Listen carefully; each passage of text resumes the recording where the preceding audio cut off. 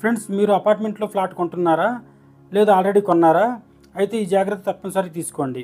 మీరు సహజంగా అపార్ట్మెంట్లో ఫ్లాట్ కొన్నప్పుడు ఏమవుతుందంటే, ఫస్ట్ ఫ్లోర్, సెకండ్ ఫ్లోర్ లేదా థర్డ్ ఫ్లోర్‌లో మనకి ఏ ఫ్లోర్‌లో నచ్చితే ఆ ఫ్లోర్‌లో కొనటం జరుగుతుంది కదా! మనం స్టెప్స్ ఎక్కి పైకెళ్ళేటప్పుడు కారిడార్ ఉంటుంది. కారిడార్‌లో నుంచి మనం ఇంట్లోకి ఎంటర్ అయ్యేటప్పుడు, అంటే మనం కొన్న ఫ్లాట్‌లోకి మనం అడుగుపెట్టేటప్పుడు గుమ్మం దగ్గర చూడండి. కారిడార్ లెవెలు, అలాగే మీరు కొన్న ఫ్లాట్ లెవెలు. కారిడార్ అనేది హైట్ ఉందా? లేదంటే మీరు కొన్న ఫ్లాట్ హైట్ ఉందా చూసుకోవాలి. ఎందుకంటే చాలా వరకు కొంతమంది బిల్డర్స్ ఏం చేస్తుంటారంటే, కారిడార్ కన్నా మనం కొన్న ఫ్లాటు టైల్స్ డౌన్ పెట్టేస్తుంటారు. ఆ విధంగా ఉండడం వాస్తుపరంగా ఇబ్బంది కలుగుతుంది. అలాగే తర్వాత కొన్ని ఇబ్బందులు కూడా వచ్చే అవకాశం ఉంటుంది. అందుకే ఆల్రెడీ కన్స్ట్రక్షన్ జరుగుతున్న ఫ్లాట్ కొంటే గనక బిల్డర్‌కి చెప్పండి.